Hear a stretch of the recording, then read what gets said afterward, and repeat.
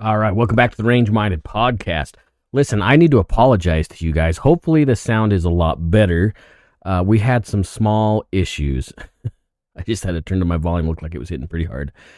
So last week I did record a show. There was an issue with the audio. It was really, really, really bad. So I had gone all the way through an hour worth of show, and I got it ready to go. I listened to it before I uploaded it, and it was so bad. So then I came back to this, and I decided I'd try it again with a different way to do things, and it was terrible. It was awful. Well, that's not true. That's not quite true. The audio was definitely better, but I was using a different software to record the show, and when I got... So the first show, I was done. Like I said, I had about 56 minutes, 54 minutes of content. So, and it sounded great. But when I heard it, obviously, like I said, it was so bad. So in frustration, I used a different recording software. But for some reason, I was probably 35, 40 minutes into recording the second iteration, whatever you want to call it, the second time of that show, that episode. And for some reason, it stopped recording at just under 10 minutes. And let me tell you, I was super frustrated. By that time, it was after midnight, and I just said, it is what it is. So I owe you guys 2 shows. So this show, I don't know if it's going to be more than, roughly an hour or not. I guess we'll see. But we'll consider this, well, I guess it's still going to be 1 episode. So I can't really consider it 2 episodes, but maybe you're just getting a bargain. You're going to get 2 episodes for the price of 1. How about that? That sounds pretty fair, right? All right. So let's jump into it. You guys having a good year, by the way? Has February been good for you guys? You might notice if you're watching on video, Steve, you might be missing something. Well, I'll tell you a little story about that. Before we even get started, this is kind of how my year's just kind of, 2024 is just working its way with me. So I had a pretty good goatee going, and I started growing in the sides of my beard, right? And it was looking pretty good. It was really actually quite thick, a little gray, but it is what it is. So the other day I decided I couldn't find the beard trimmer I used to have. I think it must have died or something. And then my electric razor, it does have a trimming attachment, but it just wasn't working. So I decided I need to get a dedicated facial hair trimmer. So I did that. And it works great. As you can see, it probably works too great. I was working on my mustache. I was just cleaning up the lines, making stuff look good. And for some reason I slipped, and I took a lot out of one side of my mustache. So then I'm like, okay, I'll just use the attachment, the combs, the different length attachment for the comb thing, right? You know what I'm talking about. It goes on the clippers. Well, that wasn't working very well, so I had to keep going shorter and shorter and shorter. Apparently, it was a really good clip out of my mustache. And then finally, out of frustration, I was just like, whatever, I'm starting all over again. And so I did. I shaved it all off. I left the stubble here. Maybe you can hear it. I left the stubble of the goatee, but it's coming back. But I mean, it is what it is, right? That's actually that's the last time I did that. Is the same thing happened. I screwed up on tidying it up, and I just shaved it all off in frustration. I should have just kept the goatee portion, the bottom.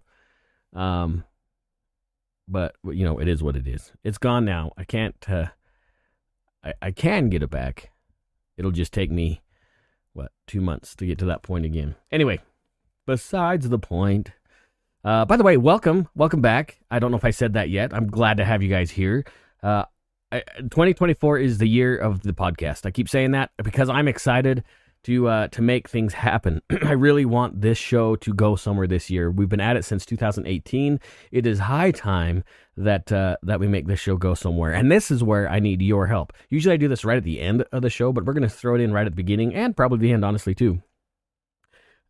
This is where I need your help. This is where you guys come in.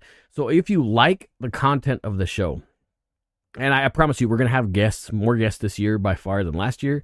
I actually have a few people that I haven't really called them yet, but they're coming on. They just don't know it yet. So We're gonna have more guests. We're gonna talk about a lot more things. I think I'm gonna actually jump back into the old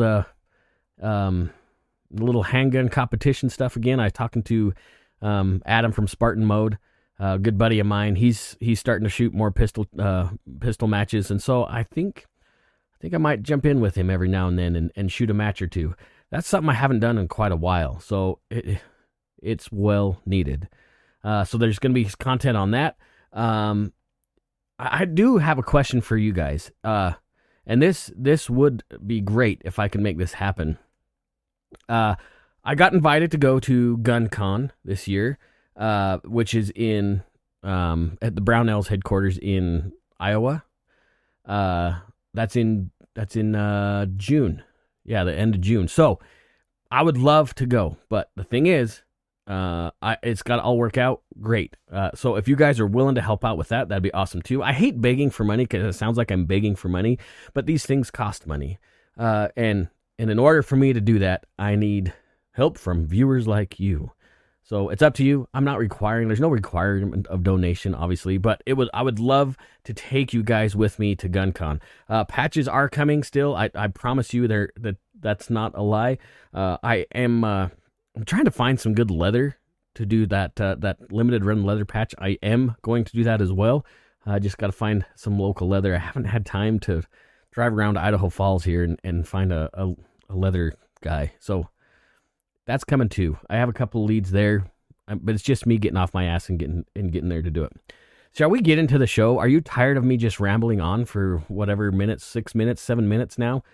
Okay, well, and my computer's tired of me too. See, you heard it chime in on its own. Okay, let's jump into this first thing. Now, this was from the previous episode that I tried to bring you guys. So the ATF has been up to some shenanigans. Let me open up this window. Up to no good. And I know a lot of you guys are saying, well, they're always up to no good. Well, this time some stuff has been brought back to light again, meaning they've tried this and done this before and got in trouble, but it's happening again. So in 2018, through some congressional oversight, they found out that the ATF, well, actually it wasn't through oversight, it was through some whistleblowers. There were a couple whistleblowers that came forward and said, hey, the ATF is wasting lots and lots of money. And through the whistleblowers' accounts, we found out that the ATF has not misclassified, I guess it would be misclassified, but took some people from HR and clerical stuff and turned and said that they were law enforcement individuals, meaning they bumped up a pay grade or 2 or 3.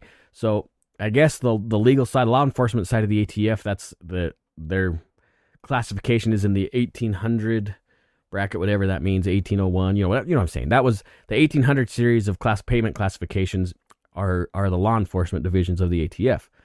Well, they took people from H&R, no, not the mall. They took people from human resources and other clerical stuff, and they reclassified.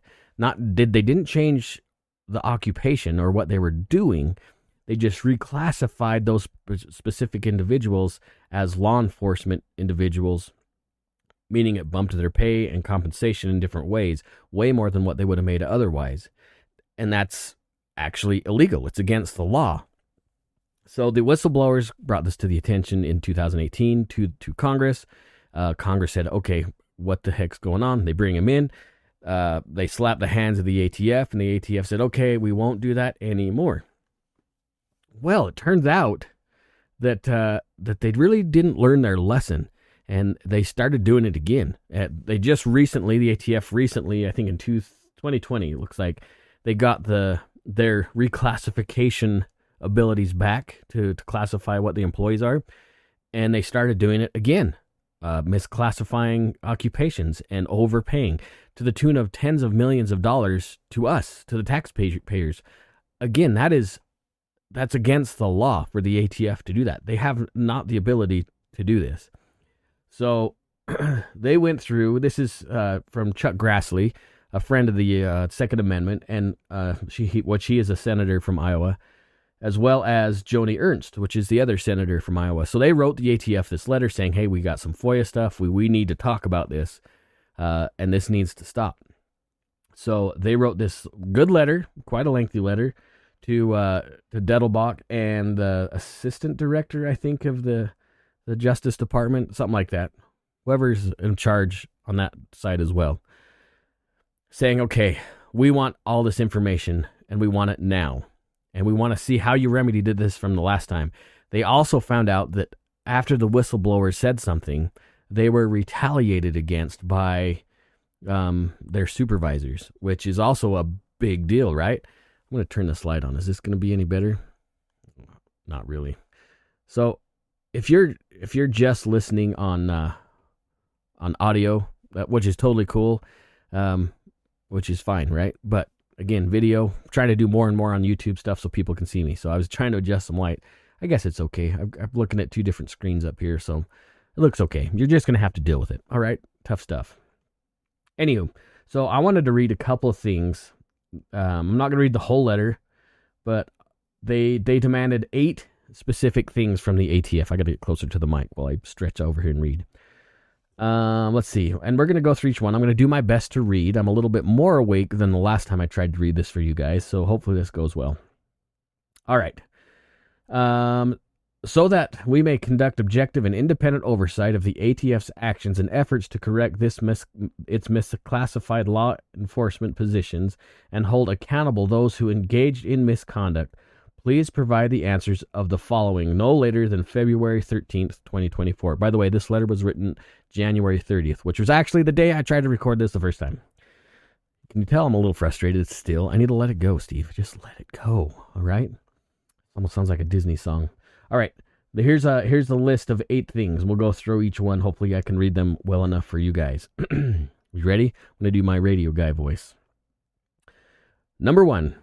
Has ATF Internal Affairs Division completed its investigation into the circumstances surrounding the implementation and ongoing use of illegal hiring policies and practices? If yes, provide the full unredacted report and related records.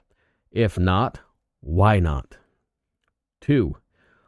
What corrective action has the DOJ and ATF taken to hold employees who intentionally misclassified these positions or failed to correct the misclassification of these positions accountable? Provide records of the corrective action taken. 3. From January 2017, let's see, what is it? It's 2024, so it's been happening for a little while. From January 2017 to the present, provide all records between ATF and the JMD, which I had to write this down. The JMD, I didn't write it down. Dang it. Is the joint, this is high class radio right here. That was the whole thing where I was writing this down because I couldn't remember what the JMD stood for. It's the joint, they're all smoking joints there anyways.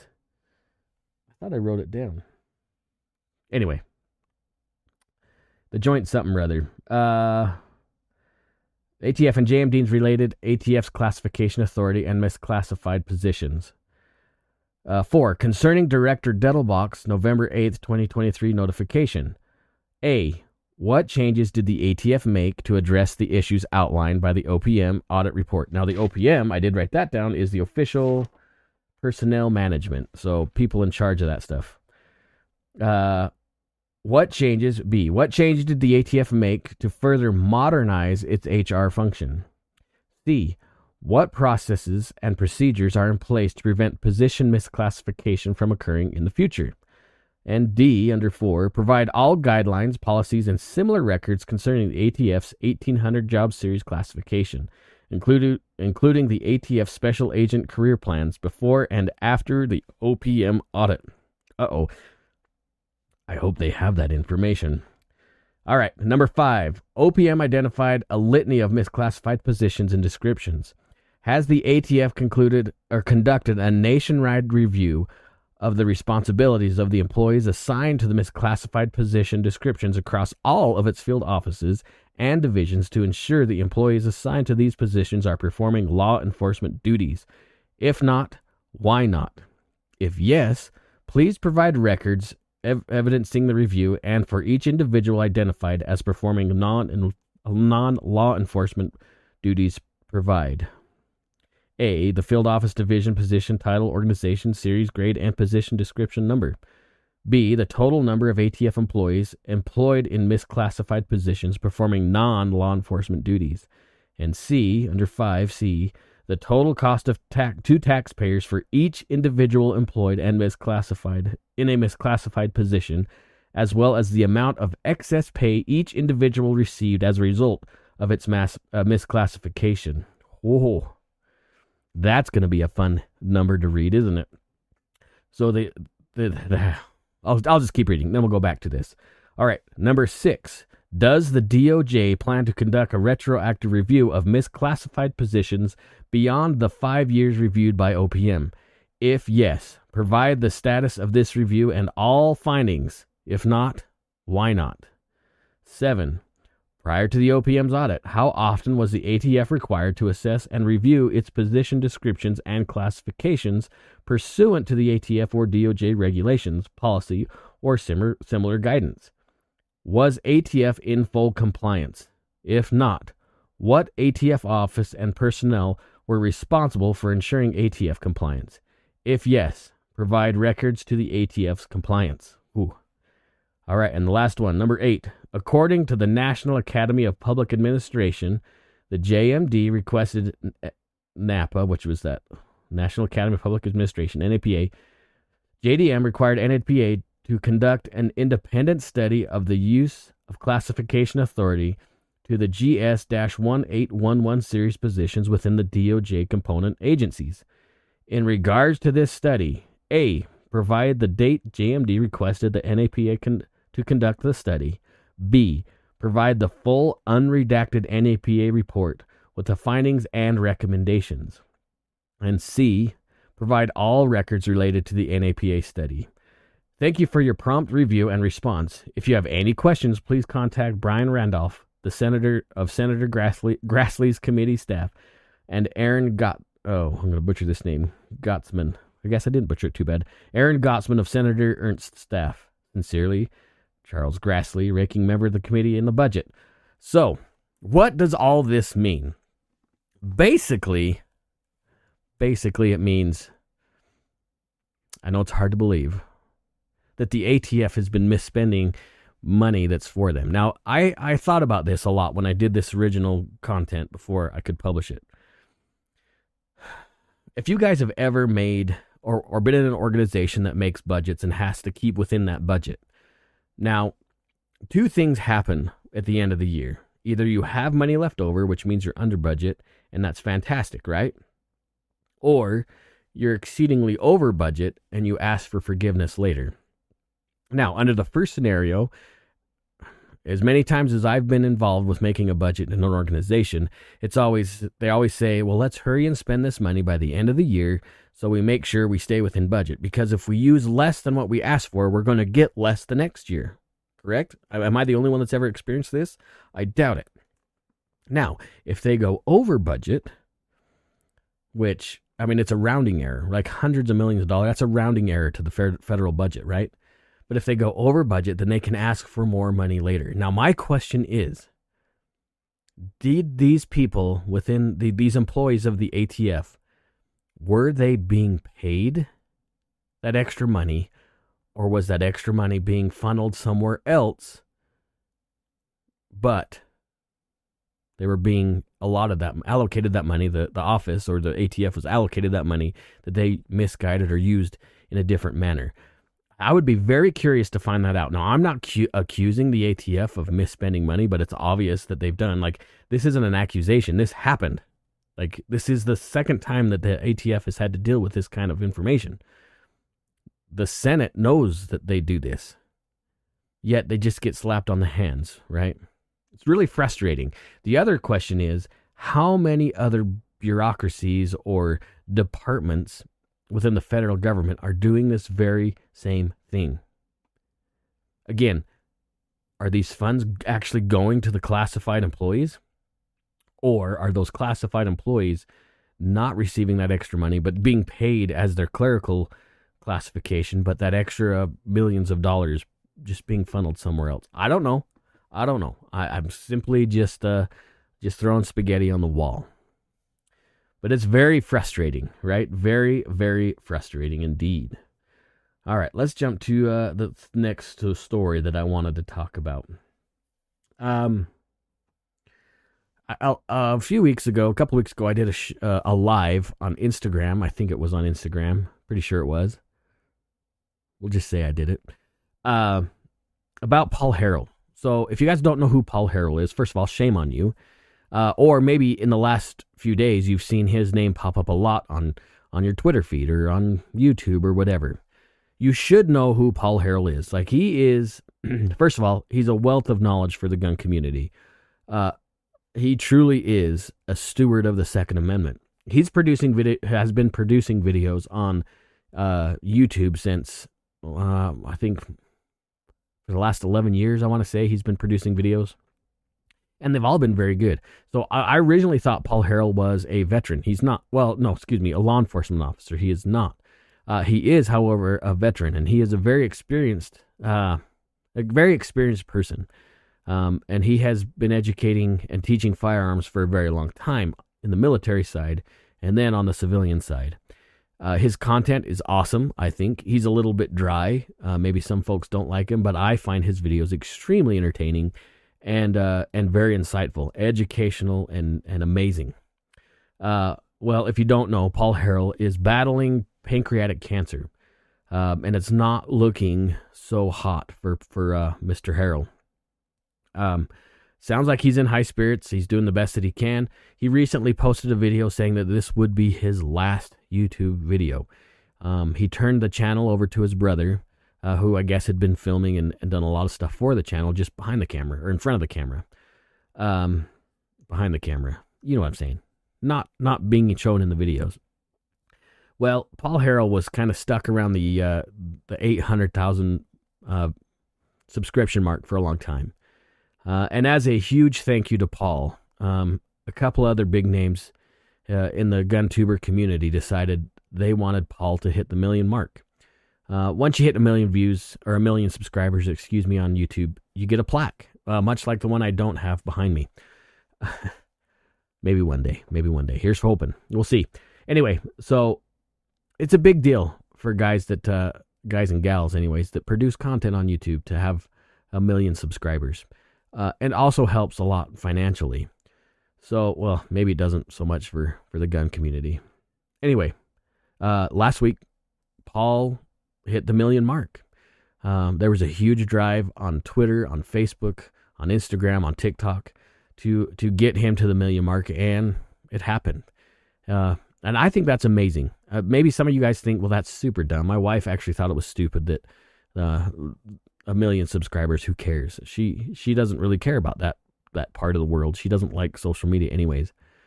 But for somebody within the community to finally come together and work for a goal that is actually going to help somebody financially and emotionally, I would think, in a way that needs to happen. And Paul, I doubt you ever listen to these shows or watch these videos, but if you do, I want to personally tell you thank you. You are amazing. And I hope all goes well as best as they can. You truly are an amazing individual and an important and integral part of the firearms community, at least in this generation. You are a stallion, sir. He's a good dude, super good dude. If you don't know who Paul Harrell is, I want you to jump on YouTube after you listen to the show. Jump on YouTube and just check out his videos. And if you like his content, subscribe and share. He's a really cool guy. He was actually on the bucket list of people I wanted to meet, and I need to just not make a bucket list anymore, because it seems like every time I want to meet somebody that I think's amazing or has had some kind of an impact in my life, bad things happen to them. The last one that I really, really wanted to meet and things didn't go well was Ken Block. I really, really wanted to shake hands with Ken Block, and sadly, he lost his life last January, I think, actually. So anyway, Paul, you're a stud. We love you, brother. Just be careful. Stay comfortable. And if by some kind of grace you get through this tough time, we're all going to be eternally grateful for it. Anyway, the next thing I had on my list was just dad stuff. I don't remember what I was talking about with dad stuff. So we'll save that. I'll figure that out as we keep recording. But I want to talk to you about something else. Now, living in Idaho is truly amazing. We are a huge, a huge 2A state. We are a very 2A friendly state. Not only to citizens, as you can see, I'm working on my drink here. Not only citizens, but also to 2A businesses. In Idaho, we have CCI. I think still CCI up in Lewiston. We have Lone Wolf Distributing. We have Seekins Precision. We have Primary Weapons. There's so many others. Tactical Solutions. We used to have Gemtech. Gemtech was started in Boise, if you guys didn't know. Actually, you know what? I'm not going to say it. Smith & Wesson bought Gemtech. That's as far as we're going to go. I'm not going to talk anymore about that.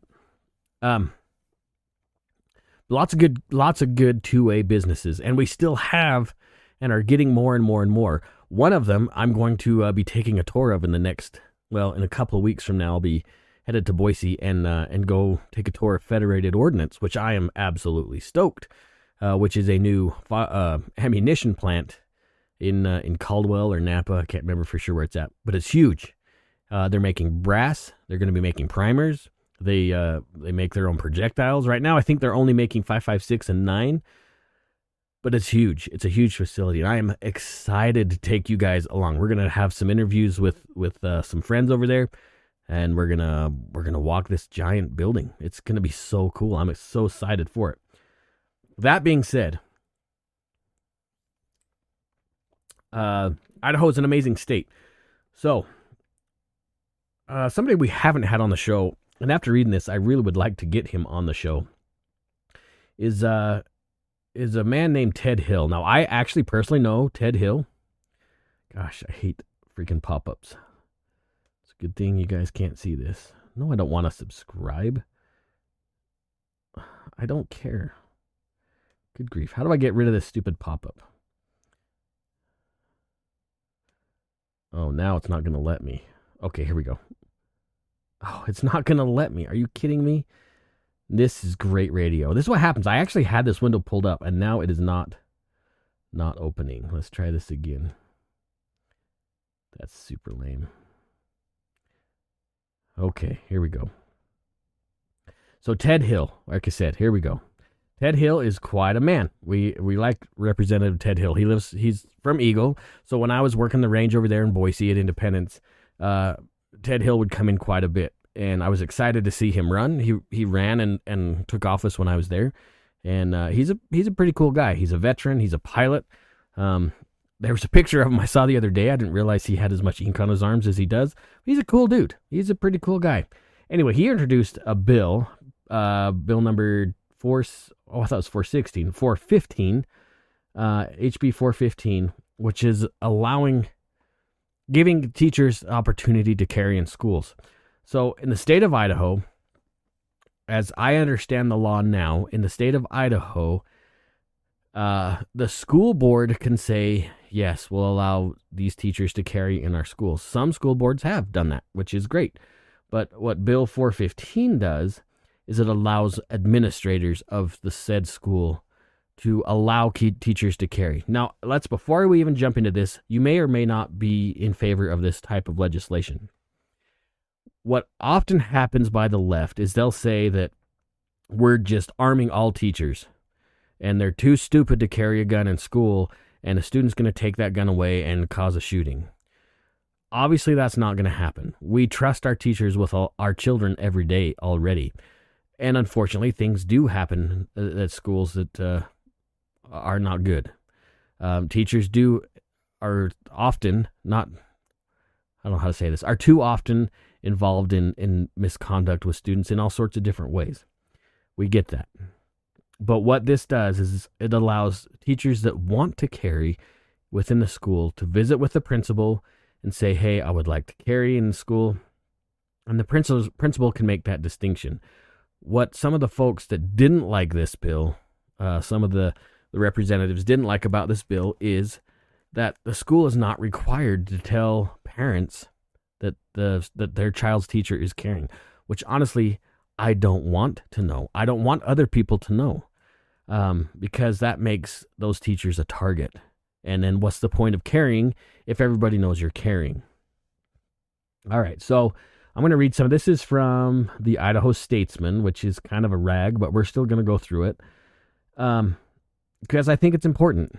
Okay, let's just read this first couple paragraphs. A bill to allow any public school employee with the enhanced concealed weapons permit, which we can talk about that a little bit more if you want, to carry a gun in the hallways, classes, and lunchrooms across the state, passed the Idaho State House on Wednesday. That's right. It passed. Now it still has to go through the Senate, but the House said, heck yeah, we're all for it, which I'm glad, because there were a lot of folks that I admire in these offices that supported this bill. Even some that I didn't think would vote for pass this bill, but it is an election year, so what do you do? House Bill 415 would require teachers or other employees who want to carry guns to notify the principal, but it does not require them to notify their local school board or students and parents. I don't want my kids to know if their teacher's carrying a gun. I don't know why that's so hard to understand. Now, it doesn't mean that they're going to carry. The principal can say, no, you're not. Okay? It's totally cool. The problem is, so the union for the resource officers, the state resource officers, they're against this bill, which I don't understand why. Our kids are our most important asset towards the future. More than money, more than healthcare, they are the most important asset. We guard our money with guns. We guard our politicians with guns. But we can't guard our children? You're telling me that the resource officers are going to take care of an issue? I got something to say about that, but we'll hold that for a minute. Okay. So Ted Hale said this: terrorism is upon us. Desperate need to secure our schools against this threat. Okay, I'll read this from the top. Terrorism is upon us. I tried to just kind of paraphrase. It didn't work. Terrorism is upon us, Representative Edward Hill of Eagles told other lawmakers on the House floor. He said there's a desperate need to secure our schools against this threat and to close the chasm of vulnerability when it comes to school shootings.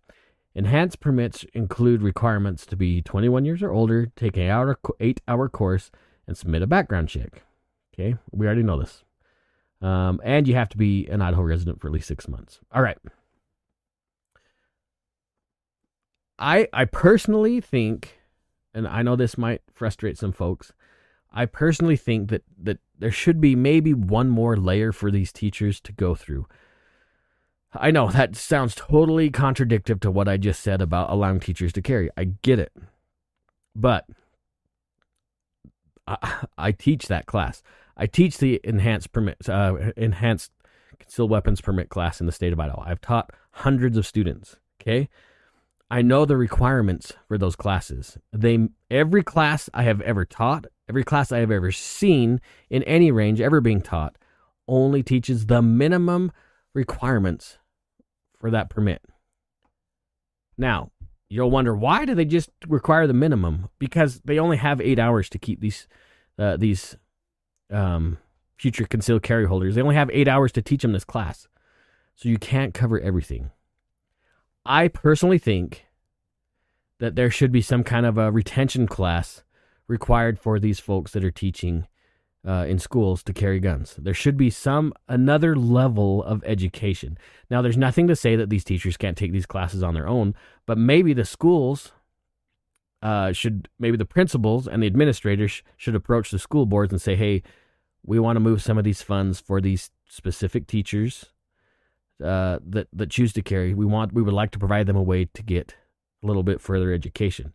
That being said, that also opens up a vacuum for instructors.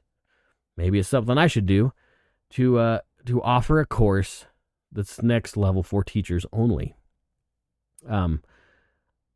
Maybe I'll have to do that.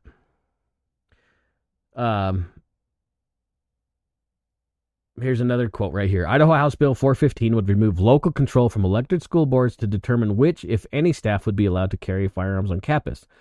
The Idaho Association of School Board Officers, President Morgan Ballas, said in a statement, noting that 95% of school shooters are students who could not be stopped, students who could be stopped if they are identified as threats. This legislation is a drastic misprioritization of statewide school safety initiatives, which focus on response over prevention. Okay, here's my issue with that. I'm guessing that this union president, well, he's a union president, so chances are he's probably got a little bit more left-leaning ideas. Here's the thing. Of all the mass shooters and school shooters that we've had in the last 5 years, we'll narrow it down to 5 years or so. How often do we hear, well, they were on our radar. We knew that they were a threat. We figured there was going to be an issue, but nothing ever happens. We can't just grandstand and say, well, we have to worry about mitigation before they actually act. Well, you need to do something. If there's a problem or a report of somebody having issues, then you need to do something about it. There's nothing wrong with teachers being allowed to carry. Zero. Nothing. I support that 150%. The other thing I love about this bill is it gives the schools the suggestion to remove their gun-free zone stickers off the doors. Fantastic. Bad people are going to do things no matter what. If a student has the intent of harming other students, they're going to find a way to do it. Look at England, right? They took all the guns away. Now they got stabbing issues. Well, now they're talking about getting rid of knives, but now the bad people still get guns and still get knives and still commit murder. Murder is murder.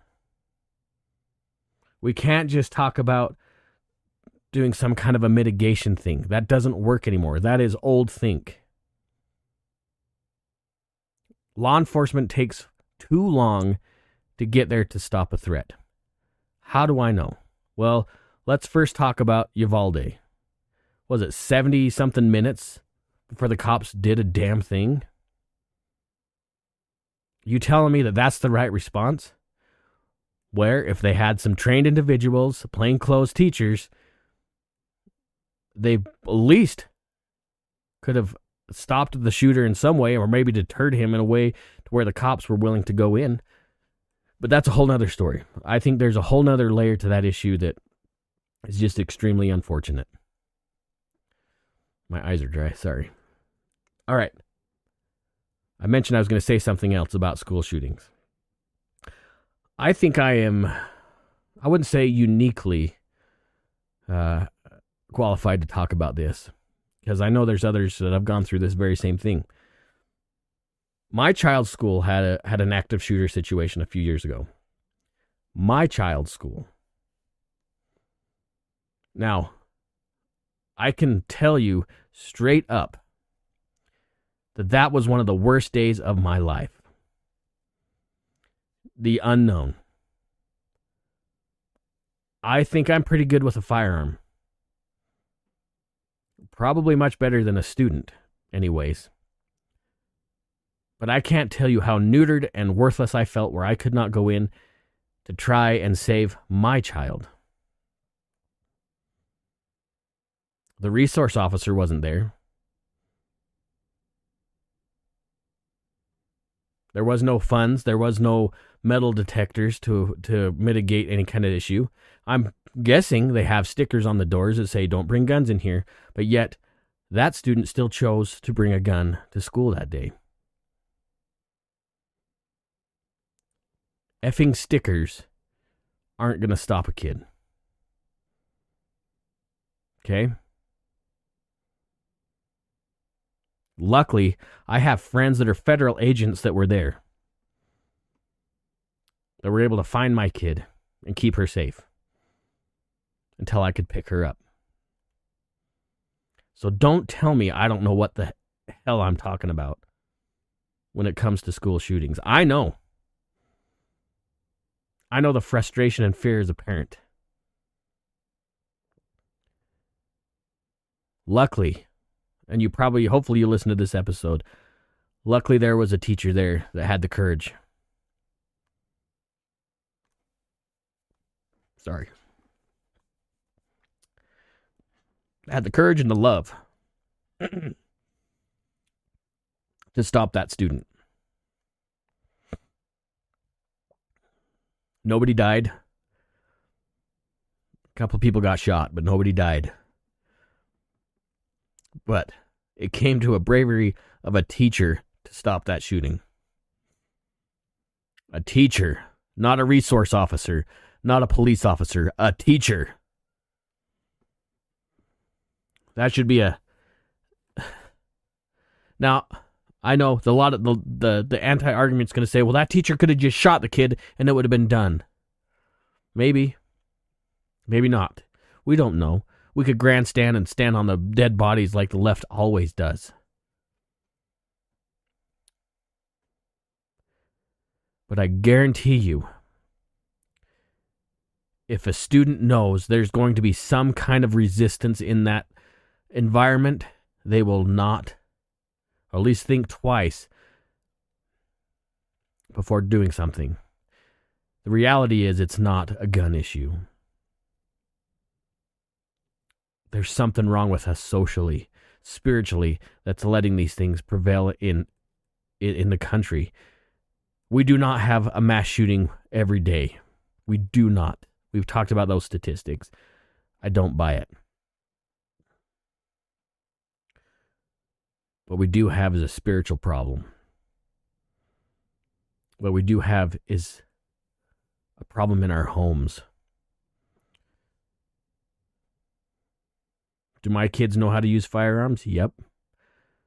Now, they're not proficient by any means. Like, they couldn't go and run a pistol race by any means. But they understand the destructive power. They understand the safe use. And they understand that Dad keeps his guns locked up. And if they ever want to look at my guns, all they have to do is ask, and I pull them out of the safe. They know if they see a gun somewhere that they don't touch it, and they come tell me. Because I taught them. Because I taught them. As a responsible firearms owner who is a dad, you need to teach your children about the proper use and safety of firearms. Don't let the government think that they have the ability to do that. We see what they're doing with other aspects of our children in society. It's unacceptable. Anyway, I'm 100% in support of Ted and his, of Ted Hill and his, or Ed Hill. Edward Hill. Sorry, Mr. Hill. 100% in support of his bill. And I'm glad that it passed on the House floor. Now we just got to get through the Senate. For what it sounds like, our governor's in support of it. What say you? Would you be comfortable with your teacher carrying in a classroom? Would you support that? Would you support the teacher's opportunity and agency to say, yeah, I want to keep the kids I teach safe? I am 100% in on it. The only thing I'm disappointed, but I did read the text. We're not going to read the text of this bill, but I'm going to put it in the show notes. The principal in the school can actually choose other people, not just teachers, to carry, which I like. Maybe it's time for me to start volunteering at schools. Interesting. Whew. You guys okay? You guys surviving? Good, because we got more. So, let's jump to the dad stuff thing, because that's probably a pretty good segue to that. I really don't remember what I talked about the last time. The last episode that you didn't hear. I had to take a drink there. Being a dad is awesome. Being a dad requires a lot of things in our lives. I'm sorry if you're a mom. No, I'm not sorry if you're a mom. Hold on, my mic's going to make some noise here because the wire's all screwed up. I can't figure out why it's making that noise. Maybe you didn't hear it. Being a dad holds a lot of responsibility, right? We're asked to provide for our kids and our families. Can you hear that? Man, that's the... Sorry about that. We got to protect them. We got to provide for them. There's a lot of responsibility when it comes to a dad. Now, looking at the analytics that I can find anyways, the majority of my listeners are men. So I can only presume that a lot of those men listeners are dads too. So this is going to be directed to you. Dad, are you taking your kids shooting? Are you teaching them how to safely use a gun? Do you take them hunting? I have a buddy that took his kids, they're now all teenagers, that took his kids, hunting at a very young age so they could see what firearms do. Now you might think that's morbid and disgusting, but I promise you, it taught those little kids an important lesson. That guns are not toys. That they're tools. And those tools can be used to provide food and to provide safety. It's important for us to be standing up as dads. I talked about the last few episodes about coming together. And I really feel like this is more and more need than ever before. And I'm sorry if this sounds like just an echo chamber of things over and over again. I get it. I understand it. But we need to come together. Just like the community came together for Paul Harrell, we need to come together and help each other out. I have a feeling that 2024 is going to be extremely difficult for families, specifically families who enjoy their freedoms, whether it be religious freedoms, their Second Amendment, their freedom of speech. I think it's going to be a rough year. But I've said it before and I'll keep saying it. I think it's going to be a year full of opportunity as well. And that's why we need each other so much. Because we can't go it alone anymore. It's really easy to be a closet conservative, to be a closet gun owner. And there's so much negative information being spun and spewed out about the gun. And it's all by design. They're using the exact same strategy as it came with cigarettes. Now, cigarettes have taken far more lives and still take more lives than guns ever will. Cancer is a huge killer in the United States. Way more than guns. But they're using the same strategy to make guns look bad and evil and disgusting. Guns are not the problem in the United States. Guns don't cause violence. Whenever I pull a gun out of the safe, I don't immediately think, oh, I'm such a boss. I could go take care of whoever I want. Nope. When I put on my gun in the morning, I think, first of all, I have to tell myself or ask myself, am I willing to use this to defend my life today? And then as I clip it in, I realize I am willing to defend my life or the loved one today. Guns are far more popular in the United States than what is being reported. 500 million guns, roughly, in the United States. We talked about, I think it was an NBC story that said that now I can't remember. There's every half of households have like 1.25 guns per capita, whatever. I can't remember what the story. You'll have to look back on it. I don't remember what episode it's on. Guns are incredibly common. If the gun was the problem in the United States, we would see a totally different scenario. Now, I know they'll say, the left always does, that guns, that the United States has a higher gun death rate than any other country.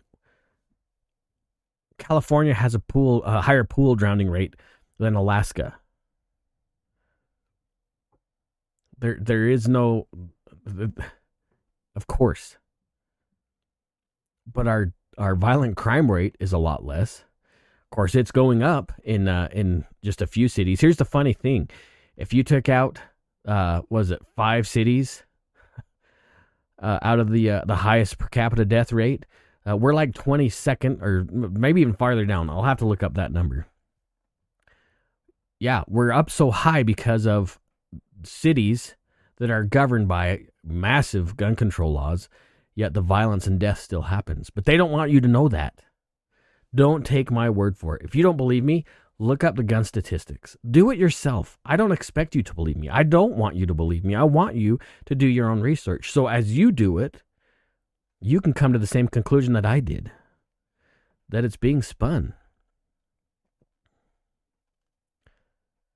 I love this country. Flaws and all. I know we're not perfect. The United States has a pretty rough past. Not going to lie. The difference is with the United States is we worked really hard to fix those flaws. Do we still have flaws? Yes, absolutely. But I wouldn't trade this country for anywhere else. I've lived in other countries. Well, one other country. I've lived in Australia. Beautiful place. Super awesome. Man, I could ride a bike every day. Almost every day. But it's not a free country. They have freedoms. They have the ability to do a lot. But it's not free like the United States. The problem is our freedoms are being manipulated. I wish I had the answer to fix that. I don't. It's rough. It's sad. It's terrible. Again, that's why we the people, need to unite. Think of those first 3 words. The Constitution, we the people. That's the remedy to all this. E pluribus unum, right? With one, many. Or with many, one. That's what it is. With many, one. We the people. Don't be scared to talk about your gun ownership. Where's a badge of honor? Maybe it's because I don't mind rocking the boat a little bit. It doesn't bother me. We're a special people.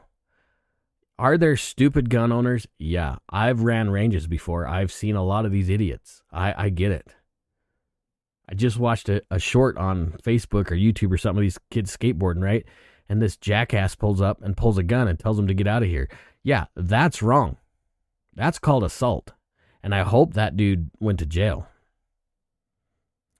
Wearing a gun does not make you a cowboy. It doesn't make you a problem solver. It makes you more accountable. So your actions have to be at a higher level. And that's what I talk about when I teach the enhanced class. That you will be held to a higher standard and you have to live to a higher standard.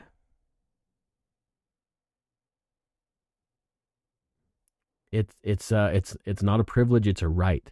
And we need to keep our rights. Ooh, sorry. Guess I'm a little stuffed up. You can probably tell I'm a little stuffed up. Side note, I went to the doctor the other day.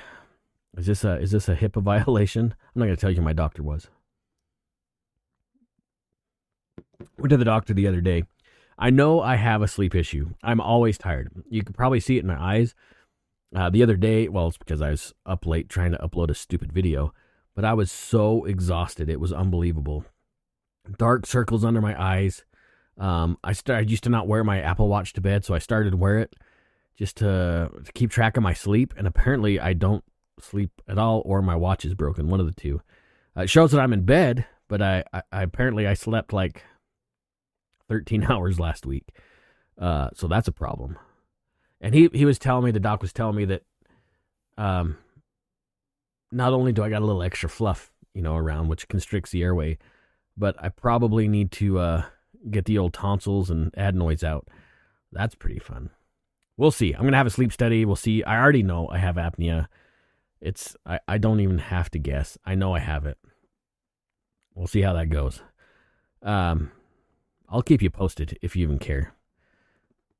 I don't even know why I brought that up. Oh yeah, because I noticed like stuffiness and stuff. So I wondered if that had something to do with my apnea, my alleged apnea. I don't know yet. Should we talk about something a little bit lighter? I'm going to keep you guys for about 5 more minutes or so, 4 more minutes. Then it keeps us right around an hour. Because remember, you're getting 2 episodes for the price of 1. Whew. So, Instagram. No, not Instagram. TikTok. I started a TikTok for the show. And there's only a few posts on there, but I posted another one. I actually posted this picture on Instagram as well because TikTok said no. It said I was engaging in prohibited trafficking of controlled substances. I didn't post any kind of controlled substance for sale. But what I did do is I acquired a fake book. It's Tolstoy, right? War and Peace. And it just so happens that as you open this fake book, I put a piece of foam in there. And it just so happens that it's a perfect size for my Model 27 Smith, a little 38 special. Perfect size. So look for that on Instagram. Maybe like it and share it because I think it's awesome. No, I don't keep the gun in the book. I'm not an idiot. It just looked cool. Anyway, so I posted a video of it on the TikTok. Boom, right away. I got a flag right away. Like it didn't even hit it didn't even make it onto my page. Like boom, right away, violation. Which I should know because Nick's had issues with holsters on there, which is stupid because he doesn't sell guns either.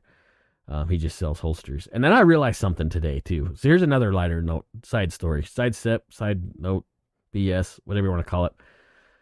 I can't remember if it was on a live or maybe it was on the show I recorded. I completely screwed up.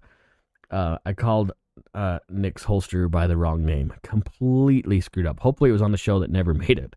But I have a feeling it was on a live, and it makes me feel like a real jackass. So if you have ever jump onto Hoftech Industries, Nick's been making holsters for a long time. He's part of the show. You've heard him talk about his story a little bit. He's been a guest more than once. Solid holster guy. Okay. I really appreciate him.